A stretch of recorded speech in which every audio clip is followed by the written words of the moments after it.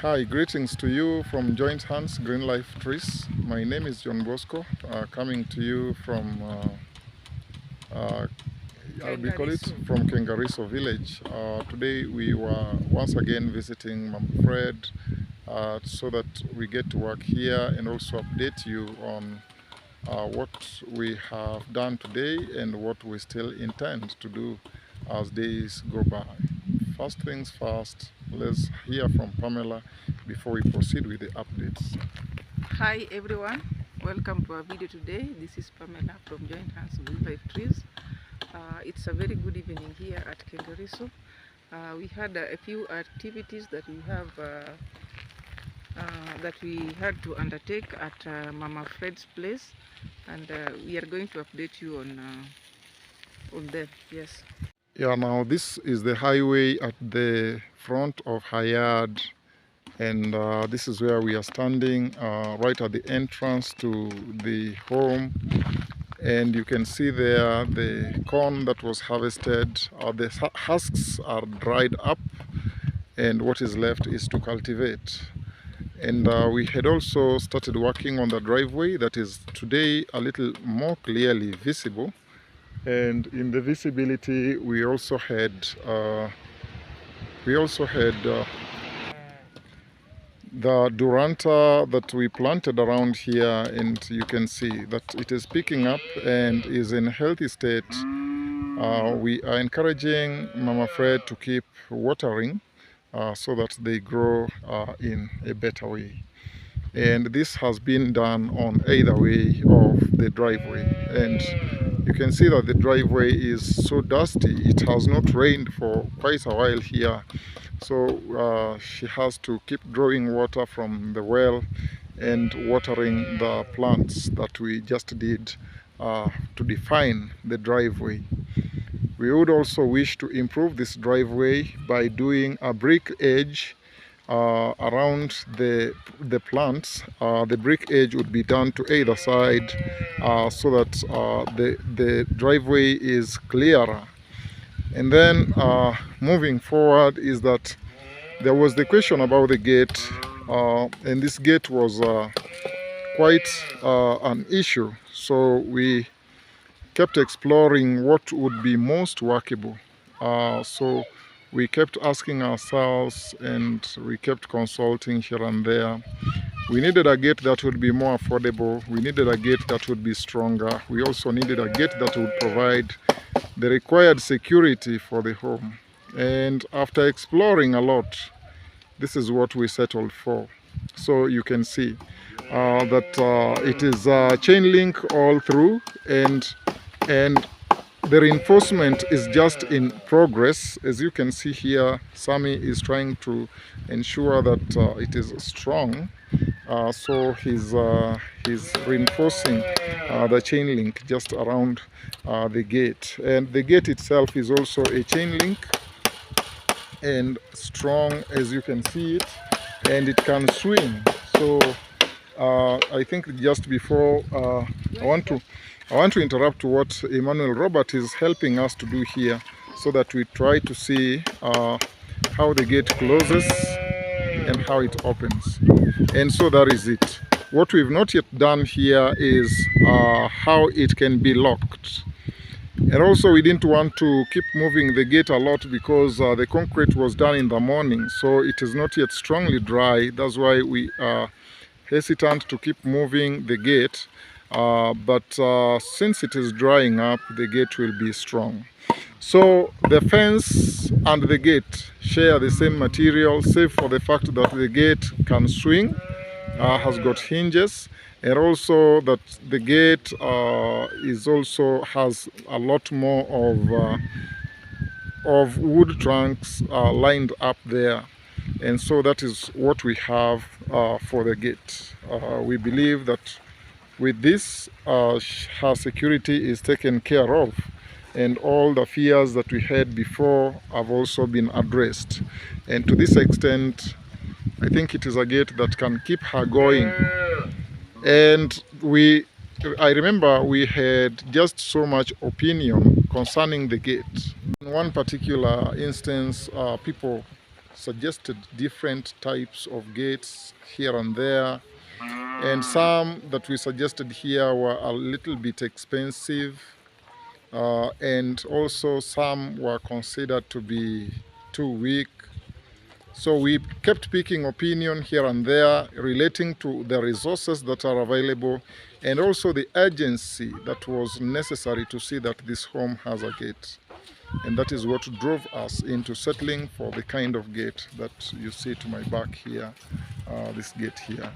But all the same, it is serving its purpose, and we are just so happy that this is a step in the right direction. On the driveway there, you can see that a child is from school and just getting home. Pamela? Yes, there was a lot of question about the gate, but whatever we did previously was a temporary measure towards the gate. We had suggestions, but most of them, or rather some of them, were cost effective. So we've decided to go for the cheapest, or rather within our reach now, as long as it serves the purpose. But if someone wills or seems it necessary to have anything better than this, we are open. We are here to be sent and to be told what to do about it better. Yes. Yeah. So that said, we've also told you about other things that we did, like the hand wash and also the cloth line, which I believe you've been updated most about. Yes. We mean well, we want to see things done and done the right way. And that's why sometimes we take our time also to study and weigh out what is most workable, because some things cannot be done hurriedly. We take our time to study through. And our study relates to just so much: the resources that are available, the funds that are necessary to see that an idea is implemented, and also the timelines within which we need to work is a factor to be put into consideration, and also the bulk of tasks that we have to attend to. Yes. All those are factors that play into our work. Weather condition. Weather condition. Like right now, we had already prepared the vegetable garden, but we can't just go on planting the vegetables because of the weather condition right now.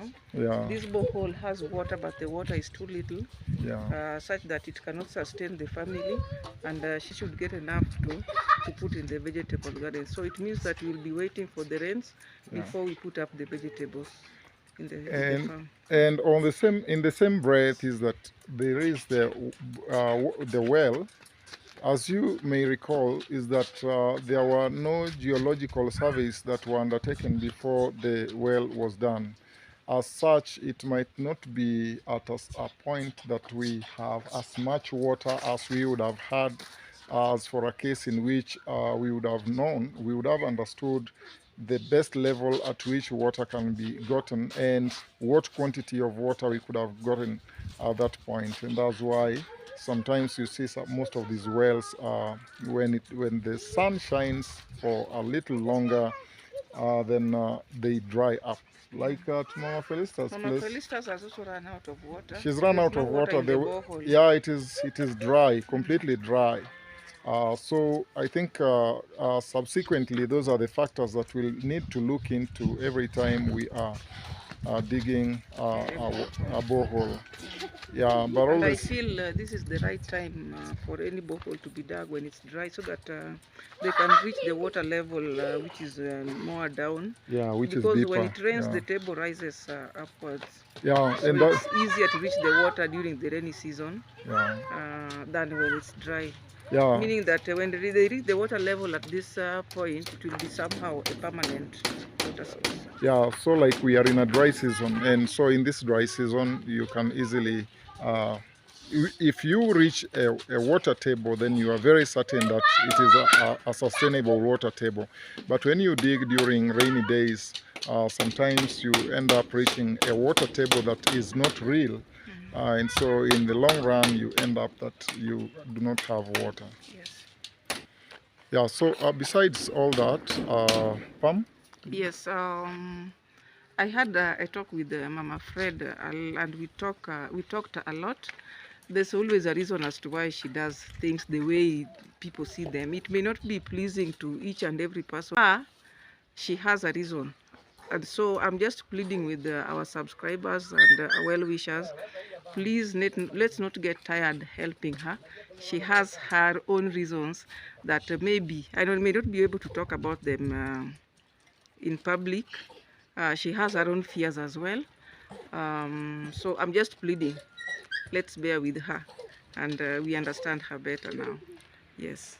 Yeah, and sometimes we have very varied opinions concerning everything that goes around, but I would only wish to clarify that in the long run, we've done our best to see that Mama Fred has where to sleep, where to call a house. Uh, she's been brought quite a long way, and we can't abandon her at this point. We would still have to move on with her. In the long run, it is her home, and I think it is prudent to sometimes allow her live the kind of life she would love to live, and support her within that, within what she would wish.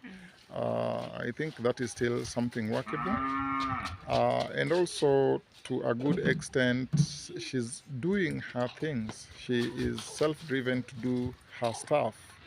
uh, for instance, that is one of the projects that she's undertaking, and I think she's right to undertake that project. We are trying to give her advice that we feel will help her to get to some point where she'll realize fruits of the whole work that has been undertaken here. And the necessity of having this house is that mostly it is rural here, and we use firewood to prepare meals, and she is not in a position to use firewood in this house here. It is a house that was nicely built. You won't love to feel that there's a lot of smoke emanating from the house because of cooking work. And also this other one here is keeping her livestock. So if it keeps livestock, and sometimes using it at the same time as a kitchen, it becomes a little bit challenging. And so if we say this is her kitchen coop, and also a chicken coop, and also her kitchen, then I think that is ideal. We can still help her within the means, but we are still here to also offer the guidance to the best extent we can, because we mean well and wish her that very best, that everything works well for her. Here is Mama Fred, and let her say hi. Hi. Hi. Haya, sema kitu Mama Fred. Asante sana. Nimeona, nimeshukuru vile mnanifanyia, mmeniwekea kamba, kitu cha kunawa mikono bado kitoka jooni. Yeah. Ninashukuru sana. Asante. So Mama Fred is saying that she's very much thankful. Yeah, so we were not doing all this alone. We also had colleagues with whom we worked here who helped us to realize this work. Today we didn't come over with Arthur, but we still had a team that came over here, and they've really helped us to see that things got moving. For that, here is Emmanuel Robert. You can hear from him.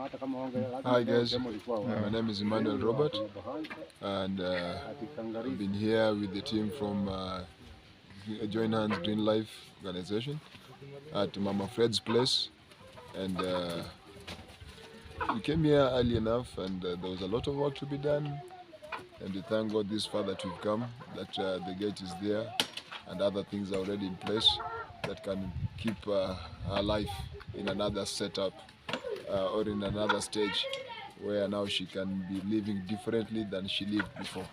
So right now she can close the gate while she's inside.